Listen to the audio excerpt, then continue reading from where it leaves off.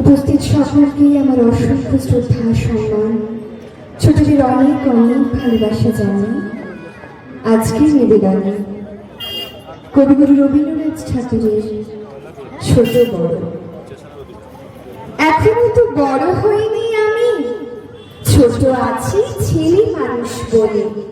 দাদার চেয়ে অনেক মস্ত হব, বড় হয়ে বাবার মতো হলে। দাদা তখন পড়তে যদি না চায়, পাখির ছানা বসে কেবল খাঁচায়। তখন তারে এমনি বকে দেব, বলবো তুমি ভারী দুষ্ট ছেলে, যখন হব বাবার মতো বড়।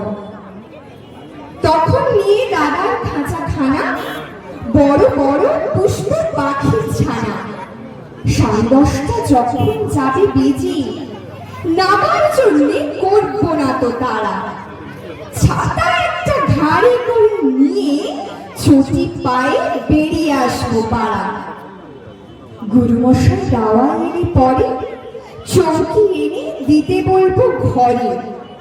তিনি যদি বলেন সেলেট কোথা, দেরি হচ্ছে, বসে পড়া করো, আমি বলবো খোকা তোমার নেই, হয়েছি যে বাবার মতো বড়। গুরুমশাই দাওয়া এনে পরে গুরু যখন আসবে বিকেল বেলা, আমি তাকে ধমক দিয়ে কব, কাজ করছি, গোল করো না মেলা। রথের দিনে খুব যদি ভিড় হয়, একলা যাব, করবো না তো ভয়। মামা যদি বলেন ছুটে এসে, হারিয়ে যাবে আমার কোলে চড়ো, বলবো আমি দেখছো নাকি মামা, হয়েছি যে বাবার মতো বড়।